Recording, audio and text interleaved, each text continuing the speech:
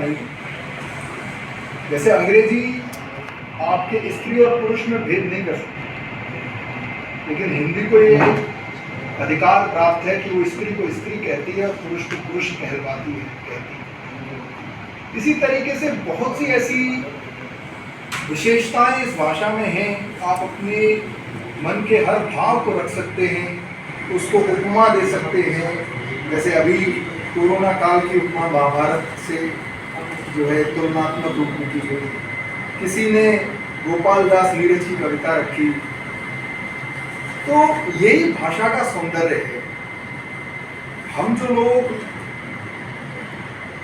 अधिकांश लोग हिंदी को कहीं ना कहीं अपने जीवन में प्रयोग करते हैं, ढालते हैं, लेकिन मुझे ऐसा लगता है कि कहीं ना कहीं हम अपनी जिम्मेदारी उस भाषा के प्रति नहीं निभाते, और कहीं ना कहीं जो हमारे समाज का एक, जिसे कहूँ मैं, पता नहीं पतन कहना सही है नहीं, पर वो कहीं ना कहीं भाषा के पतन के रूप में अभिव्यक्त होता है। देखिए, साहित्य समाज का दर्पण है, और ये बात कटु सत्य है। साहित्य का स्तर समाज के स्तर को दर्शाता है। आप हमारे पुराने कालजयी कवियों को सुनिए, कभी उनकी रचनाएं पढ़िए, तो आपको लगेगा, उसको पढ़ के आपके मन में, आपके सारे शरीर में, धमनियों में, शिराओं में नई ऊर्जा का संचार होगा। ऐसी रचनाएं सुनने को कम मिलती हैं, पर फिर भी आज बहुत अच्छी अच्छी रचनाएं आप सभी ने कही। आप सभी को बहुत बहुत हार्दिक शुभकामनाएं। क्योंकि ये काव्य पाठ है, तो जैसा कि मुझे भी आदेश हुआ है, या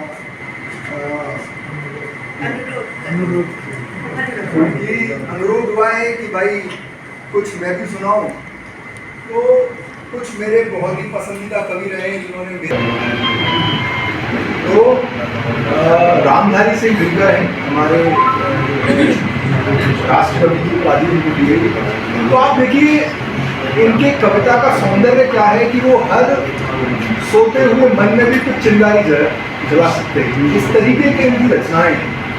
तो ऐसी एक रचना है जिसको मैं केवल 4 लाइनें सुनाऊंगा, और भी एक मैथिली शरण बुक की 4 लाइनें कहूँगा बस, क्योंकि ये कुछ ऐसे कवि हैं जिन्होंने मुझे प्रभावित किया कि श्वानों को मिलता दूध वस्त्र।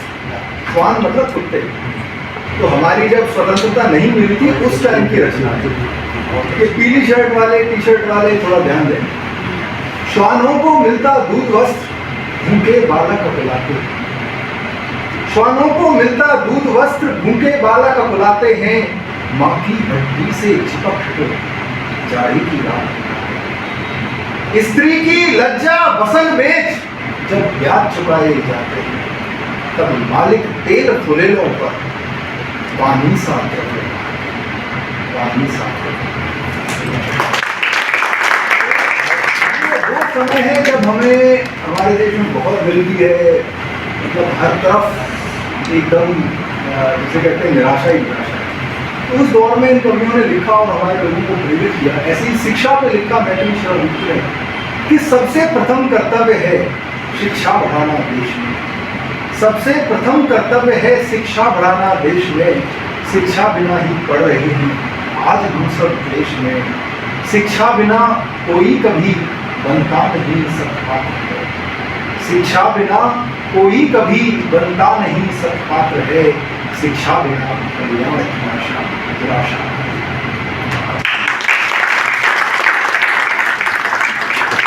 एक और आप सभी के लिए मैं पढ़ूंगा हरिवंश राय बच्चन की कविता। हरिवंश राय बच्चन ने बहुत कुछ लिखा है हिंदी प्रेमियों के लिए, तो मुझे लगता है वो पूरी मधुशाला दे गए जिसको हिंदी प्रेमी पढ़ के और अपना जीवन काट सकता है। तो उसी में उनकी 4 लाइनें हैं कि स्वप्न आता स्वर्ग का, स्वप्न आता स्वर्ग का, दृढ़ कोरकों से दीप किया। मतलब आंखें चमचमा उठती हैं, अच्छे अच्छे स्वभाव, पंख लग जाते परों को, पंख लग जाते परों को, विलकती उन्मुक्त छाती।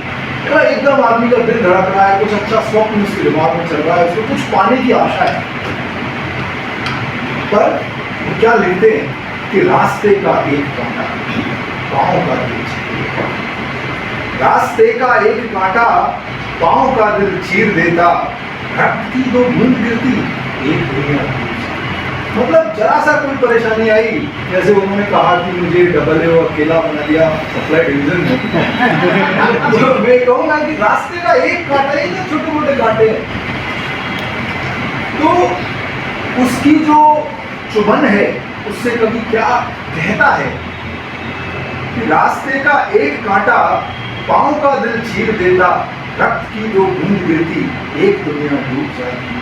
आंख में हो स्वर्ग लेकिन, आंख में हो स्वर्ग लेकिन पाँव धरती पर टिके हो, कंटकों की इस अनोखी सीख का सम्मान कर, पूर्व चलने के बदोही बाढ़ की।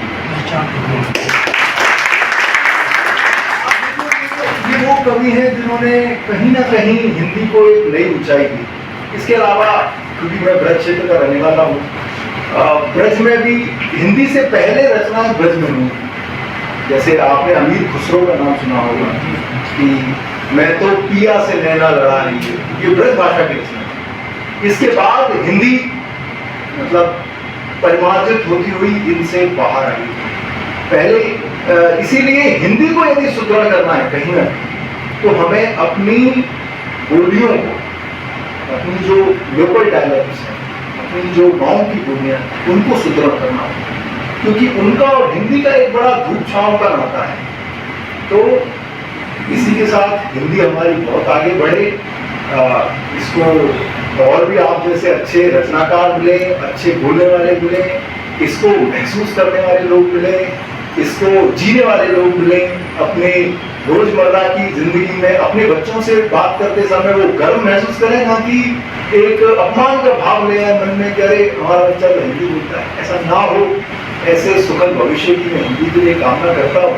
और एक 4 महीने मेरी कविता की मैं पढ़ूंगा कि मौत तो मौत होती है, मौत तो मौत होती है हर जीवन की, रूप न रंग जाति न धर्म कुछ न देखती,